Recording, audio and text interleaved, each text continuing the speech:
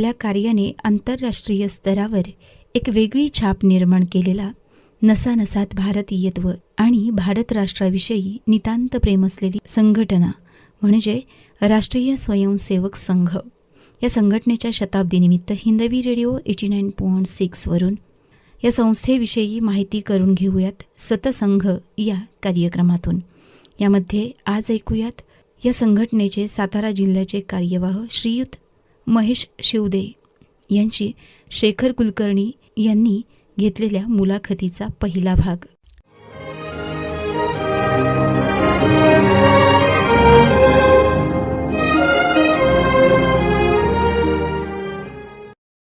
नमस्कार श्रोते हो, हिंदवी रेडिओ 89.6 वरून मी RJ शेखर तुमच्या सगळ्यांचं स्वागत करतो. आज एका वेगळ्या विषयावर आपण गप्पा मारण्यासाठी या ठिकाणी उपस्थित आहोत. याच्यामध्ये सत्संग नावाचा एक उपक्रम आपण सुरू केलेला आहे विजयादशमीपासून. या विजयादशमीला राष्ट्रीय स्वयंसेवक संघ यांची स्थापना होऊन 100 वर्ष पूर्ण झालेली आहेत. तर या शताब्दी वर्षपूर्तीनिमित्त आपण हा सत्संग हा राष्ट्रीय स्वयंसेवक संघाशी संबंधित असणाऱ्या व्यक्ती, पदाधिकारी, स्वयंसेवक यांच्याबरोबर गप्पा मारून संघ अतिशय सर्वसामान्य माणसाच्या पातळीपर्यंत समजून घेण्यासाठी म्हणून हा विशेष उपक्रम राबवत आहोत. यामध्ये आज आपल्याशी गप्पा मारण्यासाठी श्रीयुत महेश शिवदे सर, जे की सातारा जिल्हा कार्यवाह म्हणून कार्यरत आहेत सध्या, तर ते आज आपल्या स्टुडिओमध्ये उपस्थित आहेत. मी सर्वप्रथम महेशजींचं या मुलाखतीमध्ये, या गप्पांमध्ये स्वागत करतो. सर, राष्ट्रीय स्वयंसेवक संघाची स्थापना ही साधारण 1925 साली झाली आणि या 2025ला 100 वर्ष पूर्ण होत आहेत. भारत हा सुरुवातीपासून, आपला देश हा सुजलाम सुफलाम म्हणजे सोने की चिडिया असणारा किंवा सोन्याचा धूर निघत असणारा असा प्रदेश म्हणून ओळखला जात होता. परंतु त्यानंतर आपल्या देशानं पारतंत्र्याचे भयानक चटके सोसलेले आहेत. म्हणजे याच्यामध्ये सर्वसामान्य माणूस हा भरडून निघालेला आहे अक्षरशः. आणि मग अशी अनेक वेळेला शंका येते की बाबा, ही परिस्थिती जी आपण सोन्याचा धूर निघत होता अशी जी परिस्थिती सुजलाम सुफलाम जी होती, ती खरोखर अस्तित्वामध्ये होती का? कारण आता एवढ्या जुन्या जमान्यातली माहिती तर काय आपण ऐकिवात किंवा वाचनात आली तेवढीच आहे. मग अशा परिस्थितीमध्ये राष्ट्रीय स्वयंसेवक संघाची स्थापना साधारण याच कालावधी, म्हणजे स्वातंत्र्यपूर्व काळामधला जर आपण सगळा ते पर्व बघितलं तर त्या कालावधीमध्ये राष्ट्रीय स्वयंसेवक संघाची स्थापना झाली. मग ती का नक्की झाली असा एक प्रश्न अनेक लोकांच्या मनामध्ये आहे. तर आपण, मला वाटते, आजच्या चर्चेची सुरुवात तिथपासूनच करूया. नमस्कार सर. नमस्ते.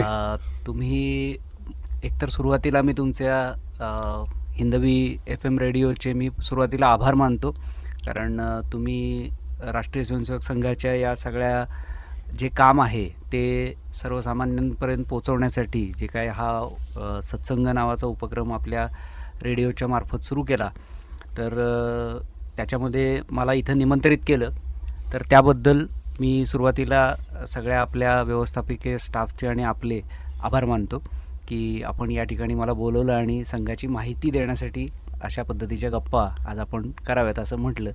त्यामुळे संघाचं काम आपण जे काही इतक्या वर्षाचं चालू आहे ते मला जेवढं माहिती आहे तर किंवा मला जेवढं त्यातलं समजलं आहे तर ते मी आपल्यासमोर मांडण्याचा प्रयत्न करीन. कारण संघाचं काम हे असं म्हणतात की इतकं मोठं आहे की खरं तर माझ्यासारखा एक अगदी छोटा कार्यकर्ता की जो काही वर्षांपासून काम करतो आहे, पण अखिल भारतीय स्तर आणि बाहेरच्या देशांमध्ये सुद्धा अनेक ठिकाणी संघाचं काम आत्ता सर्व जगामध्ये इतर 42 देशांमध्ये सुद्धा संघाचं काम चालतं. तर हे इतकं मोठं काम सगळीकडे चालतं, तर त्याच्यातली समज जी आहे ती मला जेवढं समजलं आहे तेवढं आज आपण त्याच्यावर चर्चा थोडी करू. म्हणजे हजारो शाखा, लाखो स्वयंसेवक आणि देश परदेशांमध्ये पसरलेला असा प्रचंड मोठा वटवृक्ष झालेला आहे तो. तर त्याचं बीज जे रोपण झालेलं होतं तिथपासून आपल्याला सुरुवात करायची म्हणलं तर आपण काय बोलू शकतो आता? थोडं तुम्ही आत्ता जो मुद्दा मांडलात की तो फार महत्त्वाचा आहे आणि मला वाटतं संघ स्थापनेमध्ये त्या गोष्टीचा जर नीट विचार केला तर डॉक्टर केशव बळीराम हेडगेवार यांनी 1925 साली संघाची स्थापना केलेली आपल्याला माहिती आहे. नागपूर येथे ही स्थापना झाली. मोहिते वाड्यामध्ये संघाची पहिली शाखा लागली असं म्हणतात. 17 छोटे छोटे बाल स्वयंसेवक डॉक्टरांनी त्यावेळी गोळा केले आणि पहिली शाखा ही त्यावेळेला लागली असं म्हणतात. त्यावेळेला राष्ट्रीय स्वयंसेवक संघ हे नाव पण नव्हतं, पण डॉक्टरांनी ती सुरुवात केली. जेव्हा सुरुवात केली तेव्हा लहान मुलांना घेऊन तुम्ही अशी शाखा सुरू केली आहे तर त्यांना अनेक जणांनी वेड्यात पण काढलं. पण थोडं नंतरच्या काळामध्ये जो काही आज वटवृक्ष तुम्ही मगाशी म्हटलात तसं संघाचा झालाय, तर त्याच्या मागची जेव्हा पार्श्वभूमीचा आपण विचार करतो तेव्हा थोडा आपल्याला इतिहासाच्या जुन्या पानांवर जाण्याची आवश्यकता आहे असं मला वाटतं.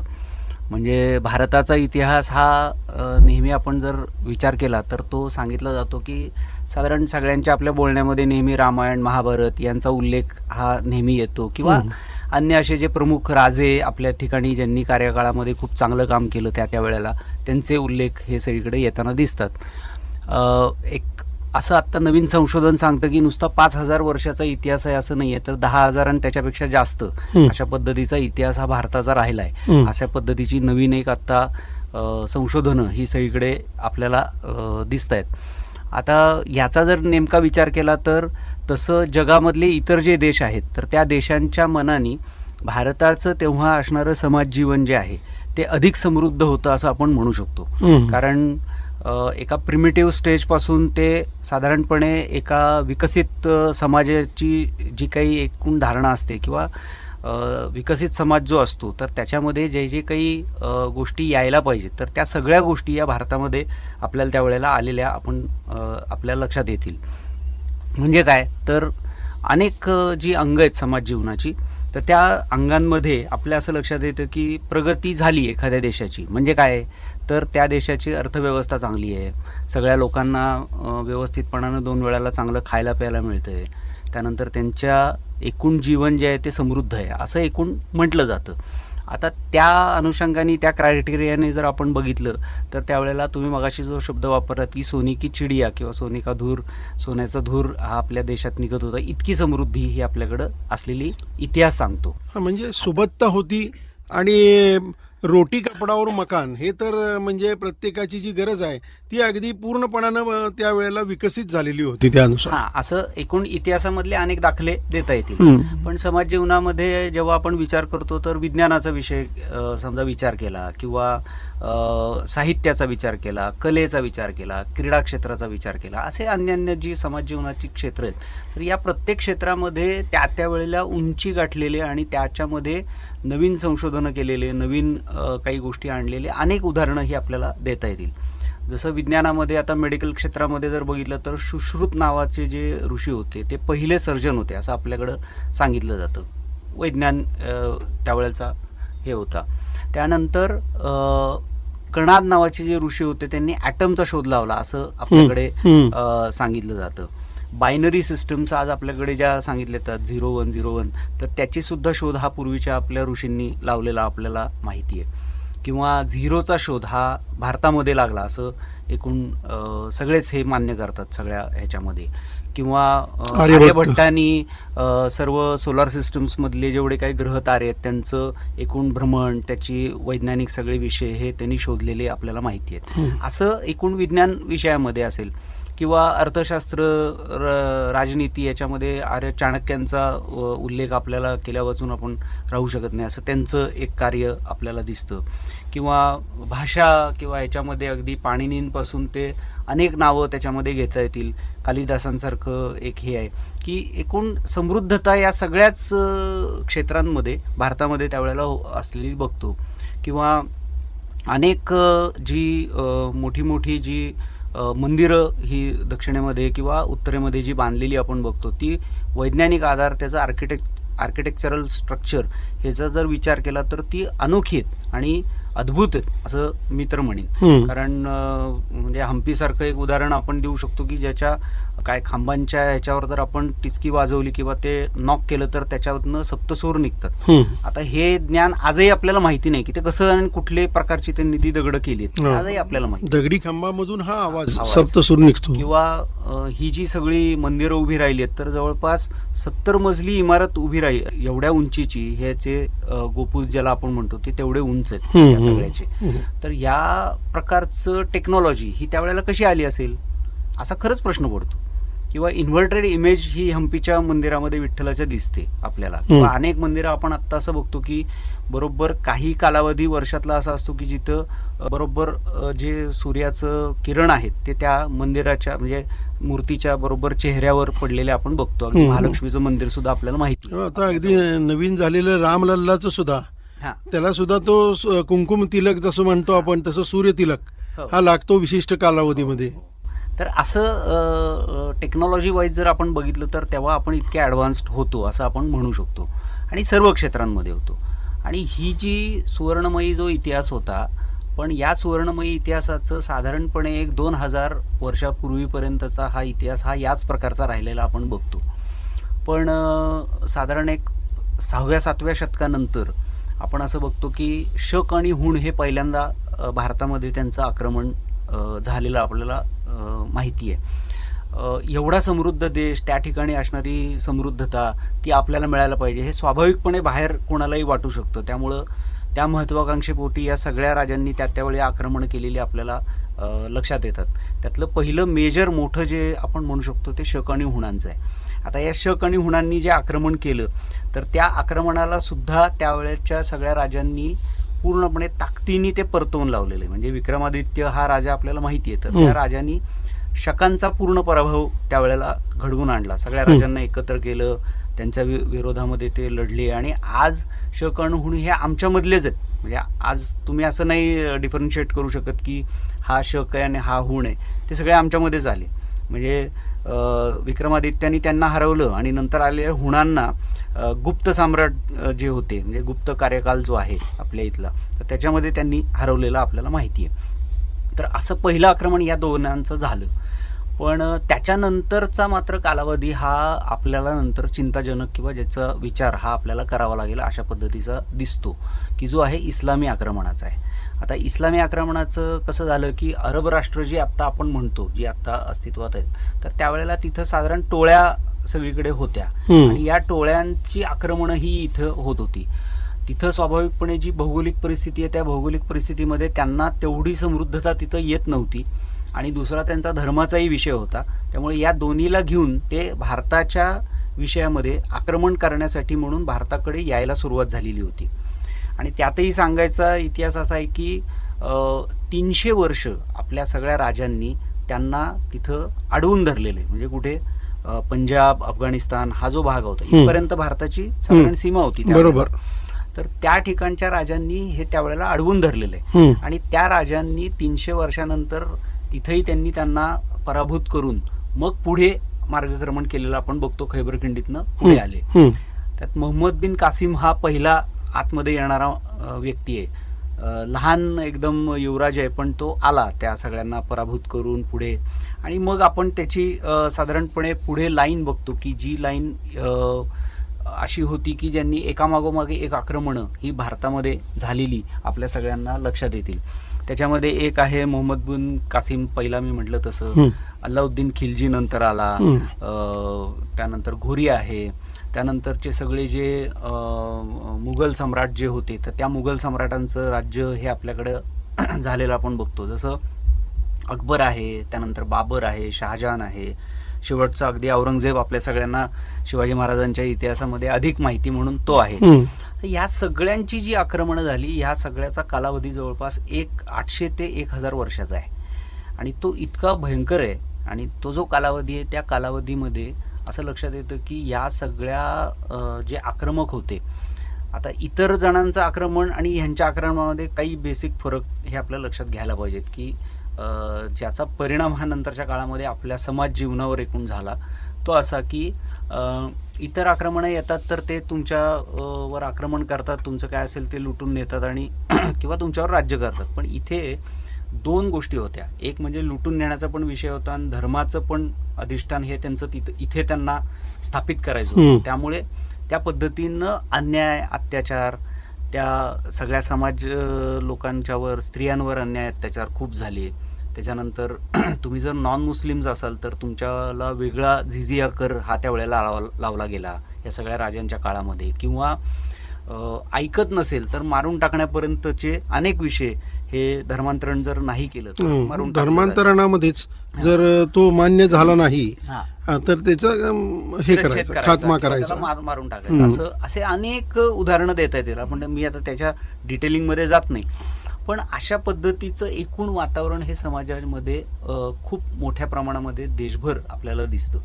आणि देशभरामध्ये एकूण समाजानी मग नंतर एवढा अन्याय अत्याचार झाल्यानंतर समाज जीवनामधल्या सगळ्या लोकांचा जो पूर्वीचा जो आत्मविश्वास होता तो सगळा आत्मविश्वास हा या सगळ्या आक्रमणांमध्ये झिरो झालेला आपण बघतो. म्हणजे अक्षरशः आत्मविश्वास असा संपला की याच्यापुढे कधी एखादा इथं मेजॉरिटी ज्यांची होती हिंदूंची, तर हिंदू कुणीतरी परत राजा होऊ शकतो हा आत्मविश्वासच आम्ही विसरलो किंवा घालवला एका अर्थाने. आणि संघटित नसल्यामुळे त्याचा परिणाम हा अधिक दिसायला लागला. आणि फितुरी हा पण एक म्हणजे मी तो एक शाप हा आपल्या समाजाला लागलेला आपण बघतो. म्हणजे त्याची सुद्धा अनेक उदाहरणं ही आपल्याला दिसतील. जसं मानसिंग हा अकबराचा सरदार हे आपल्याला माहिती आहे, किंवा मिर्झा राजे जयसिंग हा औरंगजेबाचा सरदार होता, किंवा मोहम्मद घोरीला बोलवणारा जयचंद जो आहे तो पण आपलाच हे आहे. पण ह्या सगळ्या लोकांचं हे असं का झालं तर त्याचं म्हणजे कॉन्फिडन्स नव्हता की मी राजा होऊ शकतो.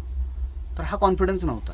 म्हणून तर ह्या राजांच्या हे जे आपल्या इथले सरदार होते त्यांनी ज्या पद्धतीनं त्यांच्या काही छोट्याशा मोहापायी म्हणा किंवा छोटंसं काहीतरी एक सरदारकीचं पद मिळवण्यासाठी किंवा काही मिळवण्यासाठी जे काही त्यांनी केलं तर ह्याचा परिणाम हा देशाने इतका मोठा भोगला त्यावेळेला की त्याचं त्यांना लक्षातच आलं नाही की याचा परिणाम एवढा होईल.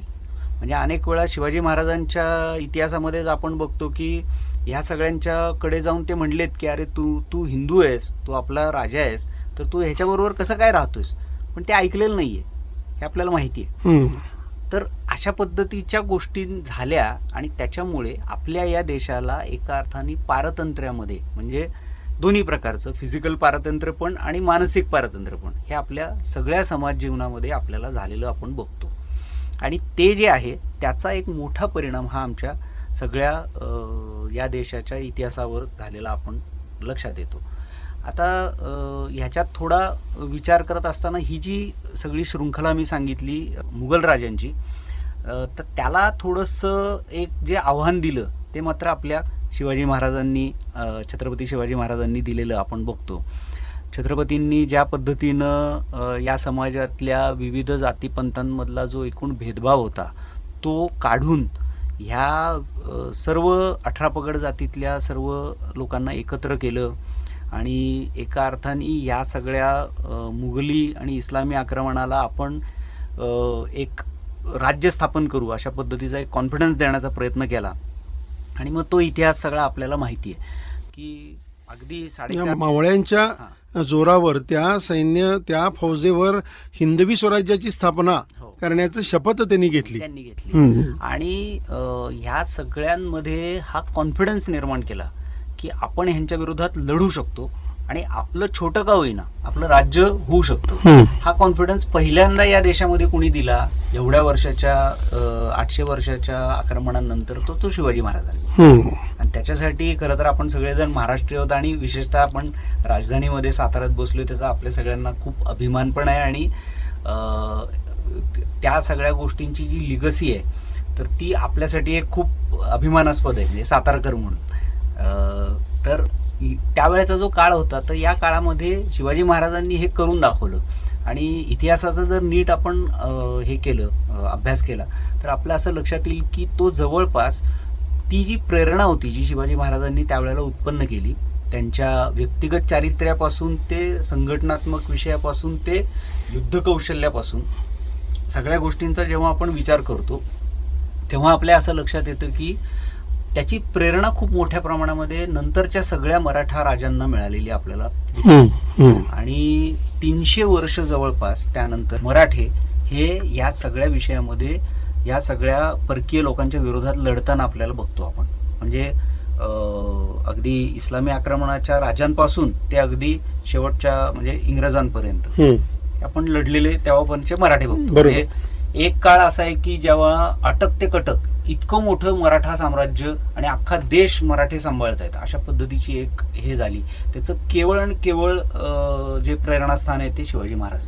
म्हणजे त्यानंतर छत्रपती संभाजी महाराज आले, छत्रपती राजाराम महाराज आले, नंतर पेशव्यांच्या हातात ते आलं. असं करत करत सगळ्यांनी केलेलं आहे त्याच्यामध्ये काम. बरोबर. पण ते काम अटक ते कटक पर्यंत केलेलं हे झालं.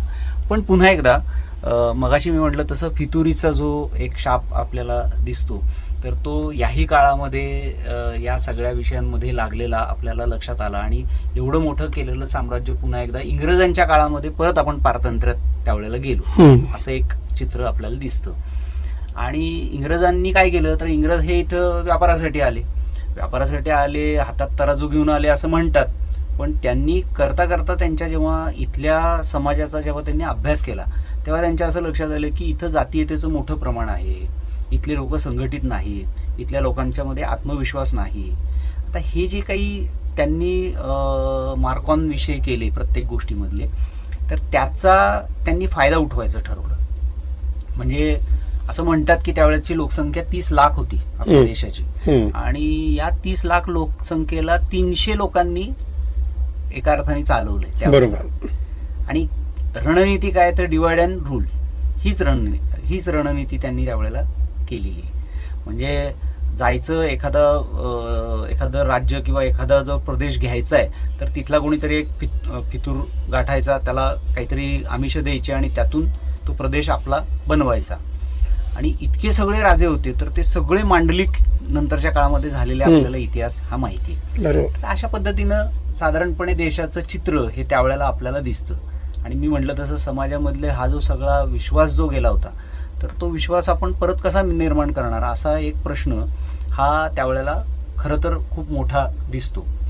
आता या सगळ्या पार्श्वभूमीवर मी मुद्दामून ही थोडी पार्श्वभूमी मोठी सांगितली. त्याचं कारण म्हणजे की थोडं त्यावेळेचा एक चित्र आपल्या सगळ्यांच्या डोळ्यासमोर यावं याच्यासाठी मी हे सगळं सांगितलं.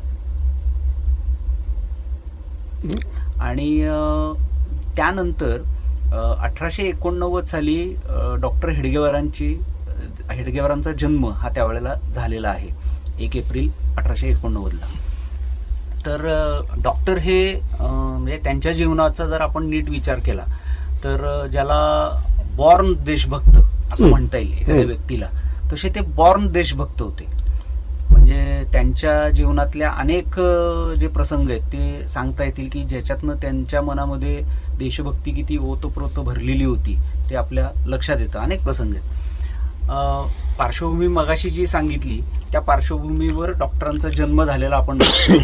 आणि त्यांच्या जीवनामध्ये ते जसे जसे मोठे होत गेले तर त्यांच्या जीवनाचा जर नीट विचार केला तर आपल्या असं लक्षात येतं की या पार्श्वभूमीवर देशाच्या त्यांनी संघस्थापना जी केली तर त्यावेळेला त्यांनी काय काय पद्धतीनं या गोष्टी टेस्टिफाय केल्या किंवा त्याच्यासाठी काय उत्तर असू शकतं असा विचार केला तर हे आपल्याला थोडंसं त्यांच्या आधीच्या काही कालावधीचा विचार केला तर आपल्या लक्षात येईल. म्हणजे 8 वर्षाचे असताना ते शाळेमध्ये होते. व्हिक्टोरिया राणीचा तिकडे 60वा काय वाढदिवस असा तो होता आणि त्या 60व्या वाढदिवसाच्या दिवशी इथल्या सगळ्या शाळांमध्ये मिठाई वाटत होते. तर त्या दिवशी ह्यांनी ती मिठाई बाकीच्यांनी घेतली, ह्यांनी फेकून दिली. तर त्यांना विचारलं की हे तुम्ही का फेकलं तर त्यांचं उत्तर त्यावेळेच्या 8 वर्षाच्या मुलाचं असं आहे की ती राणी ही काय माझी राणी नाहीये, ती काय माझ्या देशाची राणी नाहीये, त्यामुळे मग त्यांनी ती फेकून दिली. आता हे 8 वर्षाच्या मुलाला कोणी शिकवलेलं नाहीये, आतून आले. जे म्हणलं ना बॉर्न देशभक्त ते आतून आले. किंवा एका खोलीमध्ये अभ्यास करत होते 3-4 त्यांचे मित्र आणि हे, आणि त्या खिडकीमधनं त्यांना समोरच्या नागपूरच्या सीताबर्डीच्या किल्ल्यावर असणारा युनियन जॅक दिसत होता. किल्ल्याच्या वर लावला होता इंग्रजांचा झेंडा. झेंडा. हम्म. तर ते त्यांना खूपच होतं की हे काढलं पाहिजे आणि इथं आपल्या भारताचा ध्वज हा लागला पाहिजे, असं त्यांची इच्छा त्यावेळेला. त्यांनी काय केलं, ह्या तिघा चौघा जणांना मिळून ठरवलं की या खोलीतनं आपण खालनं भुयार काढू आणि त्या सीताबर्डी किल्ल्यापर्यंत जाऊ. आता बालसुलभ ही कल्पना आहे, पण विचार करा त्यावेळेला तिथून साधारणपणे ते अंतर अगदी किलोमीटरभर असेल, तर एवढा हे भुयार खोदणार होते का? पण त्यांनी ते केलंय. त्या खोलीला खालून भुयार काढलं, ते एका विशिष्ट ठिकाणापर्यंत गेलेलं. म्हणजे ज्यांची ती खोली होती ते एक शिक्षक होते, तर त्यांना नंतर हे लक्षात आलं की ह्यांनी असला काहीतरी तिथं उद्योग केलेला आहे. आणि नंतर जेव्हा त्यांना विचारलं तेव्हा त्यांनी हे सांगितले की मला तो जॅक, युनियन जॅक हा खूपच होता आणि तो काढला पाहिजे तिथनं. तो कसा काढणार, तर तो डायरेक्ट मी जाऊन काढू शकत नव्हतो, मग रात्रीच्या वेळी मी तिथनं भुयार काढून ते काढून टाकणार होतो. असं त्यांचं त्यावेळेचा एक प्रसंग त्यांच्या जीवनातला हा लहानपणचा पण सांगितला जातो. असं त्यांच्या जीवनातले अनेक प्रसंग आहेत की ज्या प्रसंगांमधनं आपल्या असं लक्षात येतं की त्यांच्या मनामध्ये फक्त आणि फक्त भारत माता ही कशी चांगल्या पद्धतीचा हा देश कसा वर जाईल, प्रखर राष्ट्रभक्ती असा त्यांचा एकूण हे दिसतो. आता ह्या पार्श्वभूमीवर जेव्हा ते कॉलेजला गेले, कॉलेजला गेल्यानंतर त्यांना मेडिकलला ॲडमिशन मिळाली होती, ती कलकत्त्यामध्ये मिळाली आणि त्यांनी कलकत्ता मुद्दामून निवडले. कलकत्ता का निवडलं, तर त्या ठिकाणी क्रांतिकारी संघटना, त्या ठिकाणचं जे नेटवर्किंग होतं ते तिथं जास्त असलेलं आपल्याला माहिती आहे त्यावेळच्या इतिहासामध्ये. आता या क्रांतिकारकांच्या समवेत आपण राहूया, त्यांच्याबरोबर क्रांतिकार्य करूया, असं त्यांचं एक मनामध्ये हे होतं. मग कॉलेज करून ते त्या सगळ्या विषयामध्ये सहभागी होते. म्हणजे बॉम्ब कसा तयार करायचा, क्रांतिकार्यामध्ये गन्स कशा आणायच्या, ते मारायच्या कशा, हे सगळं प्रशिक्षण त्यांनी त्यावेळेला घेतलेलं आहे.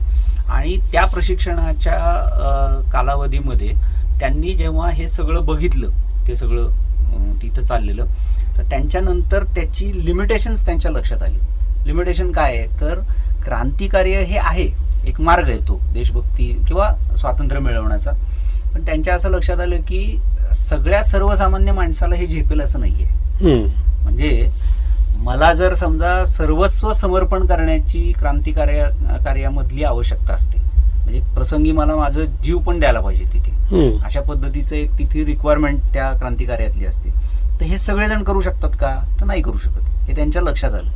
तर ही लिमिटेशन होती त्यांच्या दृष्टीने की बाबा अख्खा समाजाला हे वाटलं पाहिजे की मला स्वातंत्र्य मिळवायचंय, तर ते क्रांतिकार्याच्या मार्गातनं ते मिळेल असं नाहीये.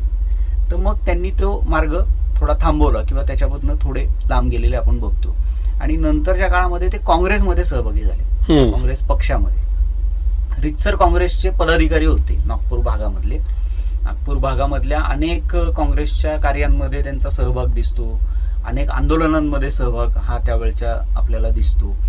आणि करता करता करता त्या आंदोलनांमध्ये सहभागी होत असताना 1920 सालचं जे नागपूरचं अधिवेशन आहे, त्या अधिवेशनामध्ये पण ते तिथले एका गटाचे प्रमुख त्या अधिवेशनामध्ये राहिलेले आपल्या सगळ्यांना माहिती आहे. तर असं त्यांनी ते पण कार्य सगळं करून घेतलं. पण त्यांच्या मनामध्ये हे सगळं करत असताना सुद्धा असं लक्षात येतं की बाबा हा मार्ग आहे ठीक आहे, पण जी पूर्व इतिहास मगाशी आपल्या बोलण्यामध्ये जो आला, तर तो जो गेलेला जो आत्मविश्वास आहे तर तो कसा परत मिळणार, त्याच्यानंतर या ठिकाणी असणारा हिंदू बहुल जो सगळा समाज आहे तो संघटित कसा होणार, त्यानंतर या सगळ्या हिंदू बहुल समाज जो संघटित होईल त्याच्यामधले देशाप्रती चांगल्या पद्धतीची भावना, निरपेक्ष भावना असणारा समाजातले अधिकाधिक माणसं कशी निर्माण होणार, असं त्यांना प्रश्न पडले. आणि या सगळ्या चळवळींमधनं हे सगळं निर्माण होईलच का, तर त्यांना त्याची शक्यता कमी वाटत होती.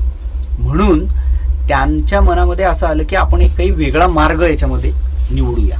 आणि मग त्याच्यातनं त्यांना संघाच्या कामाची थोडीशी बीज ही त्या कालावधीनंतर आपल्याला दिसतात की अशा पद्धतीचा काही वेगळा प्रयोग करावा असं त्यांना वाटलं.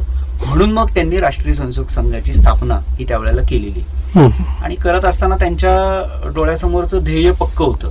एक म्हणजे हिंदूंचं संघटन, हिंदूंचं संरक्षण आणि हिंदू समाजाच्या किंवा हिंदूंची जी संस्कृती आहे त्याचं संवर्धन, हे मूळ 3 गोष्टी आहेत. आणि त्याच्या बरोबरीनं हे चालवणारं कोण आहे किंवा हे करणारं कोण आहे, तर ती व्यक्ती आहे की जी व्यक्ती ही समाजामध्ये अधिकाधिक व्यक्ती जेवढ्या अशा पद्धतीच्या निर्माण करू, तर ते सगळे मिळून हे जे ध्येय आहे ते साध्य करतील आणि या देशाला पुन्हा उन्नत अवस्थेकडे पूर्वीच्या नेतील, असं एकूण त्यांनी त्याच्यातनं ठरवलं.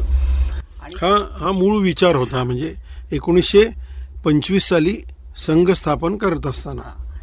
कारण एका सभेमध्ये नागपूरच्या असं एक प्रसंग सांगतात की काही संघ म्हणजे वेगवेगळ्या समाजातले जे प्रतितीयश नेते होते ते एकत्रित काही त्यांची चर्चा आणि हे चालली होती.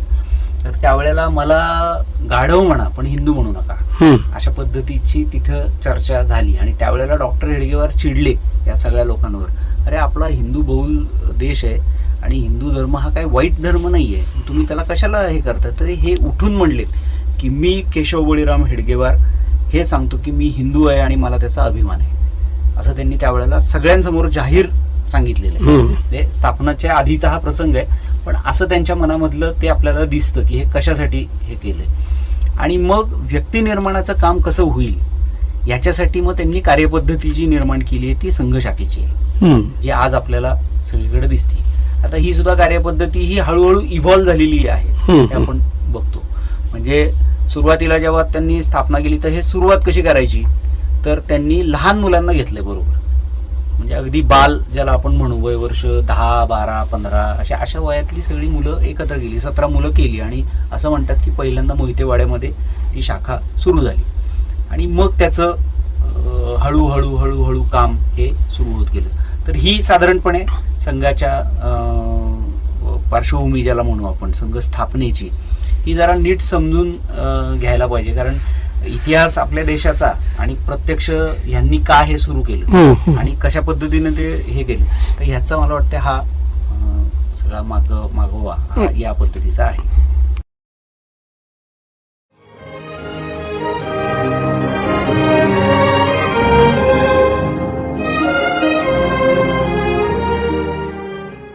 श्रोतेहो, आत्ताच आपण ऐकलात सत्संग हा कार्यक्रम. यामध्ये आज आपण ऐकलीत राष्ट्रीय स्वयंसेवक संघटनेचे सातारा जिल्ह्याचे कार्यवाह श्रीयुत महेश शिवदे यांची शेखर कुलकर्णी यांनी घेतलेली मुलाखत. यामध्ये आज आपण जाणून घेतलं राष्ट्रीय स्वयंसेवक संघटनेच्या स्थापनेची पार्श्वभूमी काय होती ते. आणि याच्या पुढच्या भागात आपण ऐकणार आहात डॉक्टर केशव बळीराम हेडगेवार यांचा 1925 ते 1940चा सरसंघचालक म्हणूनचा कार्यकाळ आपण दुसऱ्या भागात जाणून घेणार आहोत. तर पुन्हा भेटूयात पुढच्या भागात. तोपर्यंत नमस्कार.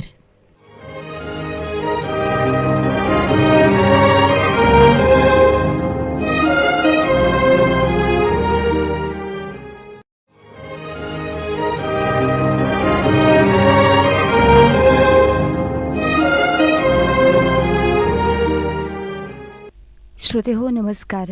राष्ट्रीय स्वयंसेवक संघ शताब्दी निमित्ताने हिंदवी रेडिओ 89.6 सादर करीत आहे सत्संग हा कार्यक्रम.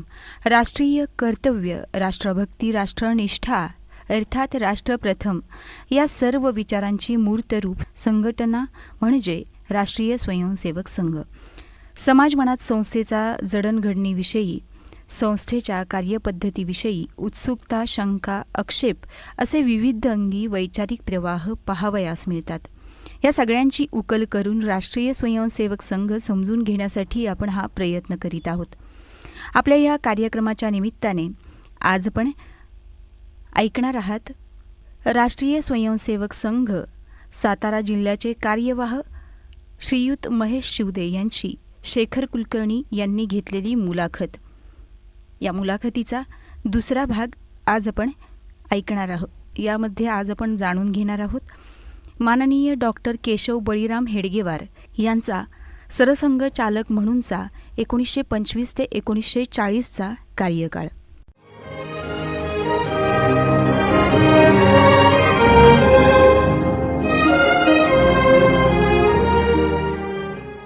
डॉक्टर केशव बळीराम हेडगेवार यांनी 1925 साली स्थापना केली राष्ट्रीय स्वयंसेवक संघाची आणि त्यानंतरच्या कालावधीमध्ये एक सरसंघचालक म्हणून साधारणपणानं त्यांचा 1940 पर्यंतचा कालावधी जर आपण बघितला तर त्यामध्ये नक्की कशा कशा पद्धतीनं बदल होत गेले, संघाची एक विचारधारा कशी काय, आपण जसं आता मूळ मानलं की प्रखर राष्ट्रभक्त असणारा एक आदर्श पुरुष किंवा आदर्श संस्कृती निर्माण करायच्या दृष्टिकोनातून याची स्थापना झालेली आहे आणि मग त्याला बळकट आणखीन करण्यासाठी म्हणून कशा पद्धतीनं पुढं मार्गक्रमण होत गेलं. आता याच्यामध्ये सुरुवातीला आपल्याला असं दिसतं की कुठल्याही संस्था संघटना जेव्हा स्थापन होतात तेव्हा त्या संस्था आणि संघटनांचं जे मूलभूत ज्याला आपण खरं सांगायचं तर जुन्या याच्यामध्ये ते अधिष्ठान जे आहे, तर ते अधिष्ठान मी मगाशी म्हटलं ते असं आहे की हिंदू समाजाचं संघटन, हिंदू समाजाचं संरक्षण आणि हिंदू संस्कृतीचं संवर्धन हे 3 मूळ मुद्दे आहेत. आणि मग हे करणार कोण, तर हे करण्यासाठी म्हणून समाजामध्ये अधिक सज्जन माणसं निर्माण होणं किंवा व्यक्ती अशा निर्माण होणं की ज्या व्यक्ती या सगळ्या गोष्टींच्या ध्येयाप्रती स्वतःला अधिक निरपेक्ष भावनेनं त्याच्यामध्ये काम करतील अशा पद्धतीच्या अधिक व्यक्ती निर्माण करायला लागतील. मग ते होणार कसं, तर मग ते शाखेतनं होईल. मग शाखेची रचना त्यांनी लावताना त्याची एक कार्यपद्धती विकसित केली. आता ती कार्यपद्धती अशी आहे की आज सुद्धा जी शाखा लागते तर त्याच्यामध्ये अर्धा तास पहिला शारीरिक विषयामध्ये आम्ही करतो आणि नंतरचा जो कालावधी त्याला बौद्धिक कालावधी किंवा ज्याला आपण म्हणू की त्याच्यामध्ये काही चिंतनात्मक विषय होतील अशा पद्धतीचं त्यांनी त्याची रचना केली. म्हणजे शारीरिक व्यायाम आणि मेंदूचाही व्यायाम असे दोन्ही गोष्टी त्याच्यामध्ये. आता एक गोष्ट म्हणजे किती बारीक सारीक विचार केला असेल त्याचा विचार मी सांगेन की शारीरिक म्हणजे काय, तर सगळ्यांनी मिळून एकत्रित येऊन खेळ खेळायचे असं त्यांनी ठरवलं. आता लहान मुलं जर तुम्ही कधी कुठल्या काय मैदानावर खेळताना जर बघितलीत तर तुमच्या असं लक्षात येतं की ते देहभान विसरलेले असतात, काही मनात विषय नसतो.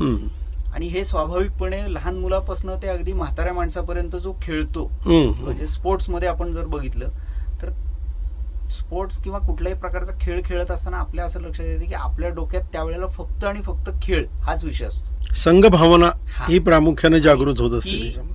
बाकीचे सगळे जे एकमेकांमधले जे काही हेवे दावे किंवा इतर जे विषय असतात तर ते सगळे विसरले जातात किंवा ते डोक्यातनं पूर्ण निघून जातात असं आपलं लक्षात येईल.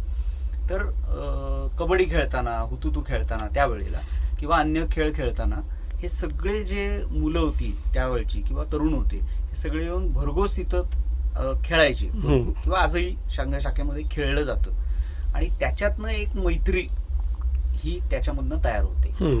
आणि तिथे जे आपल्या मधले जे भेद आपण म्हणतो, जाती भेद असेल पासून ते अन्य इगोनपर्यंत सगळे विषय हे त्याच्यातनं पूर्णपणे कमी होण्यासाठी पहिल्या अर्धा तासाचा संस्कार आहे रोजचा, हे आपण लक्षात घ्यायला पाहिजे. आणि नंतरचा जो अर्धा कालावधी आहे तर त्याच्यामध्ये साधारणपणे या देशाविषयातलं एखादी समस्या आहे, एखादी गोष्ट आहे, एखाद्या इतिहासाचं काही चिंतन आहे की जे आपल्याला प्रेरणादायी होऊ शकतं, अशा पद्धतीच्या काही गोष्टीचा विचार हा त्या याच्यामध्ये अर्ध्या तासात पुढच्या केला जातो. काही गीतं आम्ही म्हणतो, देशभक्तीपर अनेक प्रकारची गीतं संघ स्वयंसेवकांनी लिहून ठेवली. त्या गीतांना काही चाली त्यांनीच लावलेल्या आहेत आणि ती गीतं सगळ्यांनी सामूहिक म्हणण्याची एक पद्धत आहे, त्यातही सामूहिकता आहे. त्याच्यामध्ये एक आमचं बौद्धिक पत्रक निघतं दर महिन्याला. त्या बौद्धिक पत्रकामध्ये एक सुभाषित असतं चांगलं, म्हणजे कुठल्या तरी एका महान व्यक्तींनी काही म्हणून ठेवलेल्या ज्या गोष्टी आहेत तर त्याचं सुभाषित आणि त्याचा अर्थ असा विषय हा तिथं सांगितला जातो. रोज त्याचं पाठांतर होतं. त्यानंतर अमृतवचन अशाच पद्धतीचं काही मोठ्या व्यक्तींनी जे लिहून ठेवले म्हणले तर त्याचं पुन्हा सगळ्यांच्या समोर वाचन हे होतं. आणि काही मग चर्चा वगैरे असं होऊन शेवटी प्रार्थना होते आणि विषय संपतो. तर ही कार्यपद्धती 1 तासाची साधारणपणे संघाने ठरवली देशभरामध्ये. आता बऱ्याच वेळा लोकांना मी जे सांगतोय आता तर त्यातनं असं वाटेल की अरे ह्यातनं काय होतं, पण तसं नाही आहे. ही जी कार्यपद्धती आहे या कार्यपद्धतीमध्ये तुम्ही रोज एकत्र येता. काय भले क्वांटम वाईज जर विचार केला तर कदाचित त्या भागामधले 100च लोक असे असतील की जे एकत्र येत आहेत किंवा वेगवेगळ्या दिवशी हे 100 लोक एकत्र येत आहेत, पण त्यांचं एकमेकांमधलं बॉन्डिंग इतकं चांगलं तयार होतं हळूहळू की ते सगळे हे विसरून केवळ या ध्येयासाठी म्हणून एकत्र येण्याचं प्रमाण हे देशभरामध्ये आता इतकं वाढलंय की प्रत्येक शाखेमधनं अशा पद्धतीची माणसं ही तयार झालेली आपण बघतो. आणि अभूतपूर्व अशी ही कार्यपद्धती डॉक्टरांनी त्यावेळेला दिलेली आपल्याला सगळ्यांना माहिती आहे. डॉक्टरांची अनेक वैशिष्ट्ये, जसं ही कार्यपद्धती आहे तसं हे सगळं नीट चालेल ह्याचा पण विचार डॉक्टरांनी खूप मोठ्या प्रमाणामध्ये केलेला आपल्याला लक्षात येतो.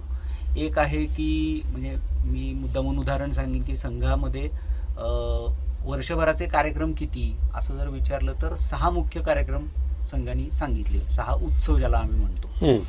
एक पहिला उत्सव आहे गुढीपाडव्याचा, दुसरा आपले शिवाजी महाराजांचा जो राज्याभिषेक झाला तर शिवराज्याभिषेक दिन असं आम्ही जे म्हणतो आपण, तर तो दुसरा उत्सव आहे मोठा. तिसरा उत्सव आहे तो गुरुपौर्णिमेचा आहे. चौथा उत्सव आहे तो रक्षाबंधनाचा आहे. 5वा उत्सव आहे तो दसऱ्याचा आहे, जो आता संघ स्थापना ज्या दिवशी झाली तो दसरा. आणि 6वा जो उत्सव आहे तो मकर संक्रांतीचा आहे. आता हेच उत्सव का घ्यायचे किंवा हेच उत्सव का निवडले डॉक्टरांनी याचं पण लॉजिक आहे. म्हणजे असं उगाच आपलं काहीतरी घेतलंय आणि सुरू केले असं नाहीये. तर त्यातले मी सगळ्याच मध्ये जात नाही फार डिटेलमध्ये, पण छोटं उदाहरण सांगतो की कसं डॉक्टरांनी छोट्या छोट्या गोष्टींमध्ये विचार केला की एखादी संघटना चालवायची असेल तर तुम्हाला 2 गोष्टी लागतात. एक म्हणजे व्यक्ती, त्याच्यामध्ये जे काम करणारे आहेत त्या लागतील. दुसरं म्हणजे ती चालवण्यासाठी काही फंडिंग लागतं, काही गोष्टी कराव्या लागतात. तर हे कसं उभं केलं, कसं त्याचं चालवलं असेल. तर त्यावेळेला पहिल्यांदा गुरुपौर्णिमेचा उत्सव करायचा असं एक आला विषय. मग गुरुपौर्णिमेचा उत्सव का करायचा, तर त्याला पुन्हा एकदा पार्श्वभूमी आपल्या संस्कृतीमधलीच होती की आपल्या संस्कृतीमध्ये विविध गुरु अगदी पहिल्या ह्याच्यापासून ते आजपर्यंत किंवा आपल्या शाळेमध्ये जे आपल्याला शिकवतात ह्या सगळ्यांचं स्मरण आपण त्या दिवशी करतो. हे आपल्या सगळ्यांना माहिती आहे, ते आपल्या संस्कृतीचा भाग आहे. तर तो संस्कार आपल्या स्वयंसेवकांवर व्हावा अशी डॉक्टरांची इच्छा होती. आणि मग त्याच्यातनं त्यांनी गुरुपौर्णिमेचा विषय केला. पण त्याला जोड देत असताना म्हणजे तो जो सण आहे आपल्याकडं साजरा होतो तो त्याचं ॲप्लिकेशन एका अर्थाने संघामध्ये करताना कसं केले, तर त्यांनी असा विचार केला की आपली संघटना चालणार कशी, तर त्याला जो फंडिंग लागणार, पैसे जे लागणार, तर ते म्हणजे आत्ताची आपण स्थिती बघतो की समजा काहीतरी एका ध्येयाला धरून कुठली तरी संस्था संघटना स्थापन होते आणि लोक जनरली त्याचं पावती पुस्तक छापतात आणि सगळ्या समाजात जाऊन त्याचे पैसे मागत बसतात. अरे आम्ही असा असा कार्यक्रम करतोय, तुम्ही पैसे द्या असं म्हटलं जातं. तर हे चालेल का, तर डॉक्टरांनी असा विचार केला की आपल्या संघटनेनी या पद्धतीने नाही काम करायचं. मग त्यांनी असा विचार रुजवला. ते असं म्हणले की गुरुपौर्णिमेच्या दिवशी तुम्ही समर्पण करा, भगव्या ध्वजाच्या समोर समर्पण करा, तुम्हाला जेवढं शक्य आहे तेवढं. आणि मग अशा पद्धतीची एक रचना ही देशभरामध्ये लागली की ज्या दिवशी माझी जी शाखा आहे, माझा जो परिसर आहे त्याच्यामध्ये जी शाखा लागते त्या शाखेच्या तिथं जायचं आणि मी तिथं समर्पण करायचं, मला जेवढं शक्य आहे तेवढं. मग ते जे जमतात तेवढ्याच पैशातनं संघ वर्षभर सगळं चालवतो. अशी आजही हे आहे म्हणजे पद्धती आहे. आता ह्याच्यातले म्हणजे थोडं बिटवीन द लाईन्स आपण जर विचार केला तर असं लक्षात येतं की सामाजिक काम करण्याची आजची जी एकूण डेफिनेशन आहे ती आपल्याला लक्षात अशी येते की बाहेर सामाजिक काम करायचंय, पण ते कोणाच्या जीवावर करायचंय, तर दुसऱ्यांनी दिलेल्या पैशावर कोणीतरी आपण आपला स्वतःचा झेंडा दाबून त्या पद्धतीनं काम हे सगळीकडे होताना आपल्याला दिसतं. पण इथं तसं नाहीये. इथं हे म्हटलंय की हे माझंच काम आहे आणि हे मलाच त्याच्यासाठी कॉन्ट्रीब्यूट करायचंय, कारण हा देश माझा आहे, ही माणसं माझी आहेत, हा समाज माझा आहे, असं त्यातला संस्कार आहे.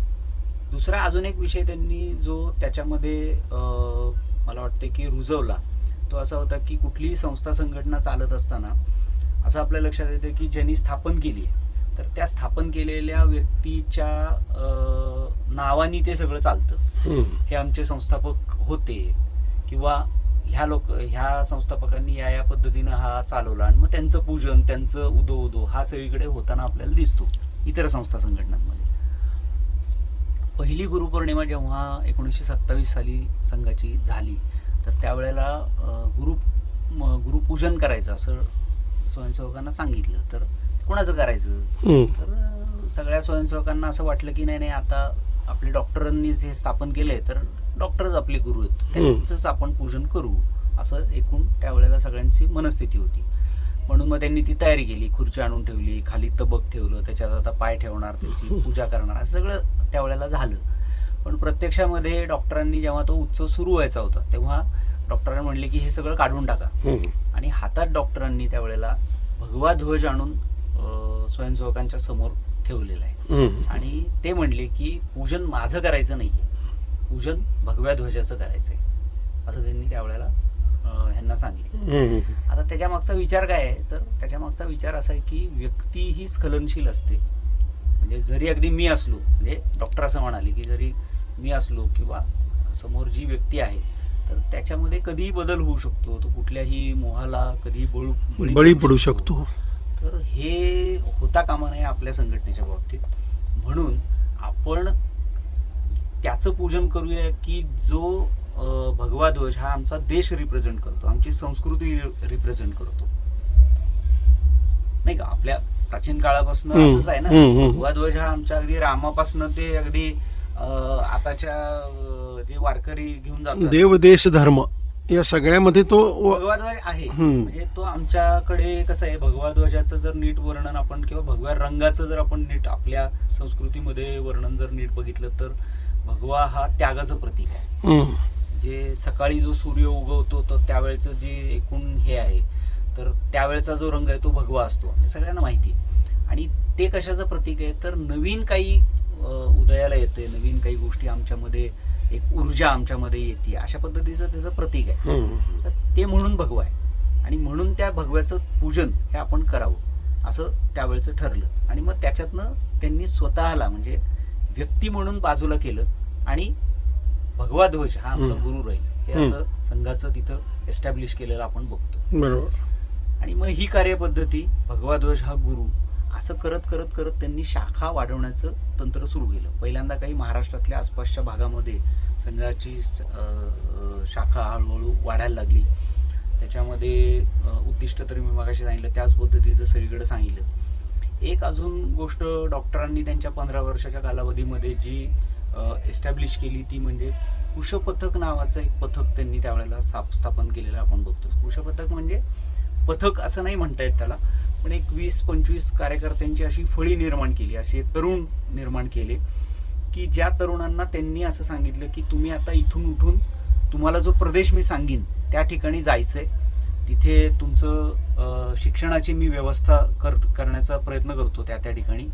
आणि तिथं शिकायला गेलेल्या असताना तुम्ही तिथं संघाची इथं जशी आपण शाखा लावतो तशी शाखा लावायची असं त्यांनी त्यांना सांगितलं. आणि जे विद्यार्थी नागपूरमध्ये त्यांच्या आसपास जे होते अशा पद्धतीचे तेही सगळे जर त्यांचं जर आपण नीट नंतरच्या काळामधलं जर चरित्र वाचलं, त्यांचंही सगळ्यांचे चरित्र उपलब्ध आहेत, तर आपल्या असं लक्षात येईल की अतिशय प्रतिभावान अशा पद्धतीची ही सगळी मुलं आहेत त्यावेळची.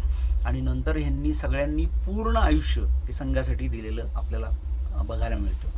म्हणजे काही जणांना सांगितलं की तू कर्नाटकमध्ये जा, एकाला सांगितलं तू केरळमध्ये जा, एकाला तमिळनाडूमध्ये, एकाला उत्तर प्रदेशमध्ये, एकाला तर सांगितलं लाहोरमध्ये जा, तिथे जाऊन तू संघाची शाखा लाव.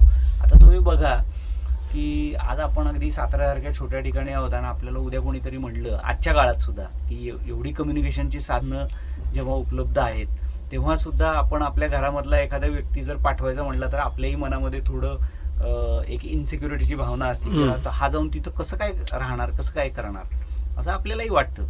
त्यावेळेला तर कम्युनिकेशनचं काही साधन नाही. एकूण देशाची परिस्थिती ही पारतंत्र्यातली होती आणि मला त्या कुटुंबांची पण धन्य मला वाटतं.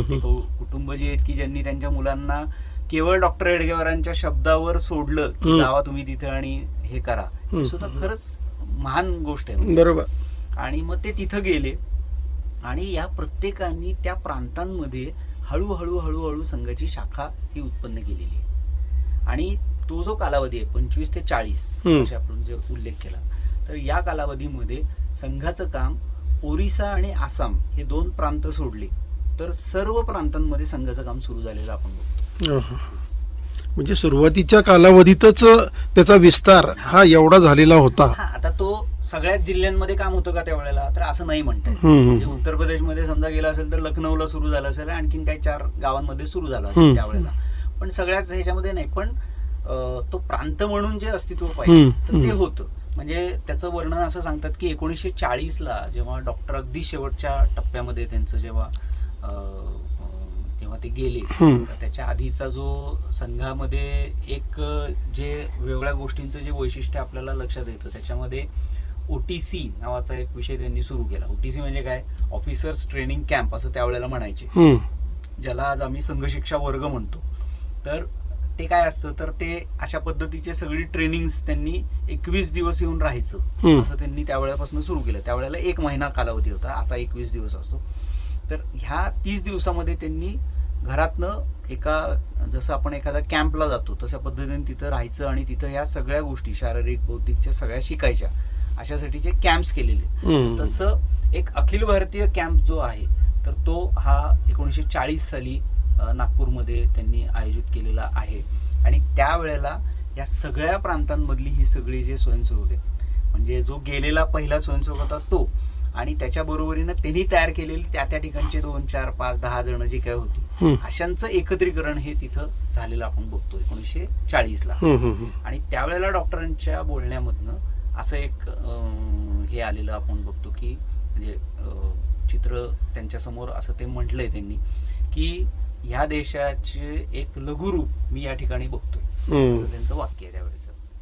भिन्न भिन्न प्रांतातले भिन्न भिन्न काय त्यांचे जाती धर्म सगळं असं अनेकता असणारी लोक एकत्र आली. एका ध्येयाला धरून हे सगळेजण याच्या पुढे काम करणार आहेत. त्यामुळे मला मनस्वी आनंद होतोय असं त्यांनी म्हटलंय. आणि अख्ख्या देशाचं चित्र माझ्यासमोर आज उभं राहिले असं त्यांचं त्यावेळेचं वाक्य आहे. आणि मग नंतर 1940 साली त्या आजारपणामुळे नंतर त्यांचं ते गेले, निधन झालेलं आहे त्यांचं असं आपण बघतो. आणि नंतर पूजनीय गोळवलकर गुरुजी जे आहेत ते नंतर सरसंघचालक म्हणून त्यांची नियुक्ती ही डॉक्टरांनी केलेली, असा तो कालावधी आहे. म्हणजे 1925 ते 1940 पर्यंतचा जो कालावधी आहे ज्याला आपण फाउंडेशन म्हणतो, या पद्धतीनं डॉक्टर हेडगेवारांनी त्या ठिकाणी स्थापित केलं.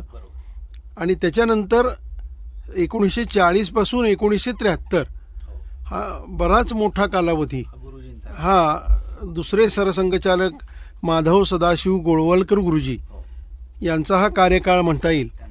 आणि मग त्यामध्ये मात्र विस्तारही भरपूर झाला आणि अनेक प्रकारचे आयाम हे त्याच्यामध्ये निर्मितीला सुरुवात झालेली होती असं एक आपल्याला दिसून येतं.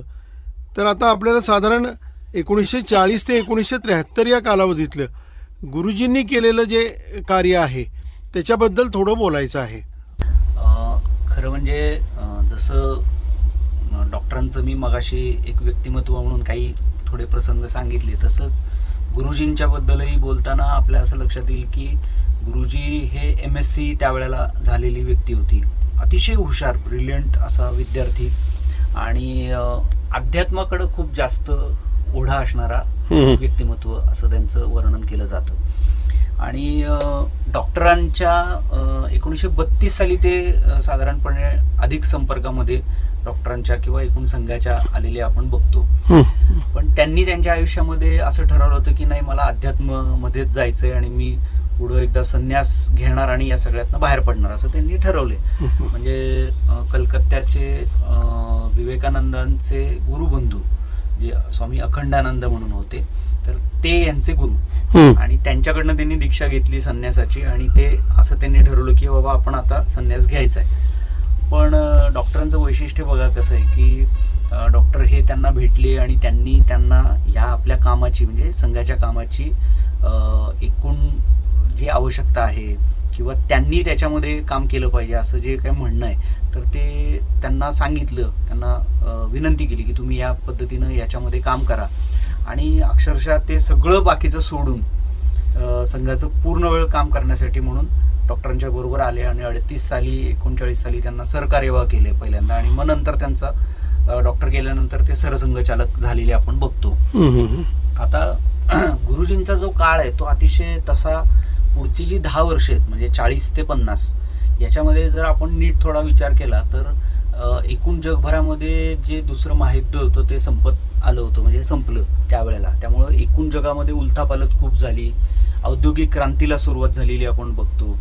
आणि भारतामध्ये सुद्धा इंग्रजांचं जे 150 वर्षाचं जे कालावधी होता तोही शेवटाकडे त्याचा आलेला आपण बघतो. म्हणजे 42 आंदोलन जे गांधीजींनी पुकारलं होतं त्याच्यामध्ये देश अख्खा उतरला होता. आणि एकूण खूप अशी याची उलथापालथ ज्याला आपण म्हणू अशा पद्धतीचा तो कालावधी हा सगळा लक्षात येतो. पण ह्या सगळ्या कालावधीमध्ये संघाचं काम जसं वाढत वाढत वाढत वाढत चाललं होतं, तर त्याच्यामध्ये एक दुर्दैवी घटना आपल्या सगळ्यांना माहिती आहे की आपले जे ज्याला आपण गांधीजींची हत्या जी म्हणतो, तर ती घटना ही संघाच्या कामासाठी खूपच मोठा एक ऑब्स्टॅकल किंवा मागे नेणारी ठरली असं आपल्याला म्हणता येईल त्या कालावधीमध्ये. कारण आपल्या देशाला स्वातंत्र्य मिळालं, सगळा देश एका अर्थाने दोन गोष्टी होत्या. एका बाजूला आनंद होता खूप आणि दुसऱ्या बाजूला स्वातंत्र्य मिळालं ते खंडित मिळालं. आता ते खंडित स्वातंत्र्य जे होतं तर एक सांगायला मला अगदी इथे म्हणजे तो उल्लेख केला पाहिजे, तो म्हणजे की जेव्हा खंडित स्वातंत्र्य मिळालं तेव्हा आपल्याला सगळ्यांना माहिती आहे की समाजामध्ये खूप मोठ्या प्रमाणामध्ये दंगली झाल्या, तिथल्या हिंदूंना इकडे यावं लागलं, खूप मोठ्या प्रमाणामध्ये कत्तली झाल्या, त्यानंतर काही आक्रमणं करण्याचे पण हे झाले त्यावेळेला. तर या सगळ्या कालावधीमध्ये संघाच्या कार्यकर्त्यांनी सीमा भागामध्ये खूप मोठं कार्य केलेलं आहे. अनेक हिंदूंना वाचवणं, अनेक त्या ठिकाणी दंगली होणार नाहीत याच्यासाठीचे प्रयत्न करणं, हे सगळं काम हे त्यावेळेला संघाच्या कार्यकर्त्यांनी केलेलं आपल्याला लक्षात येतं. म्हणजे एकदा कुठली तरी ती जम्मू काश्मीरमधली जी हे आहे विमानतळ, त्याला सुद्धा काही हमला जो झाला होता, तर त्यावेळेला यांनी डागडुजी केलेली आहे संघाच्या स्वयंसेवकांनी, अशा पद्धतीचा इतिहास तिथे आहे. तर ह्या सगळ्या पार्श्वभूमीवर नथुराम गोडसेंनी गांधीजींची स्वातंत्र्य मिळाल्यानंतर जी हत्या झाली आणि मग नथुराम गोडसेंचा जो संघाशी संबंध आहे असं सांगितलं गेलं. खरं तर संघाशी संबंध म्हणजे काय, तर काही फार हे नाही, कधीतरी कुठल्या तरी शाखेत आलेला असा तो एक नॉर्मल स्वयंसेवक या स्वरूपात किंवा स्वयंसेवकही असं म्हणता येत नाही. कधी कधी काय होतं, अनेक आता शाखा लागतात, तर काही जण येतात, बघतात, हा छान वाटतं, पण त्यांना ते जुळतंच असं नाही, बरोबर, नंतर ते बाहेर पडतात, असंही होतं. त्या प्रकारचा तो व्यक्ती होता. तो थोडा कट्टरवादी असल्यामुळे आणि त्याची काही वैचारिक महात्मा गांधींच्या पॉलिसीच्या बद्दलची जे काही मतं होती त्याच्यातनं त्यांनी ती हत्या केली आपल्याला माहिती आहे. दुर्दैवी अतिशय घटना झाली आणि त्याचं एका अर्थाने कनेक्शन हे संघाशी लावलं गेलं आणि त्या लावल्या गेल्यामुळे संघावर त्यावेळेला बंदी आली पहिल्यांदा. आता संघावर बंदी आली तर त्यावेळेला सरसंघचालक पूजनीय गोळवलकर गुरुजी होते, त्यांना अटक झाली आणि अटक झाल्यानंतर एकूण देशभरामध्ये जे काही संघाचं काम चाललं होतं ते आता बंद पडणार की काय अशी स्थिती आली.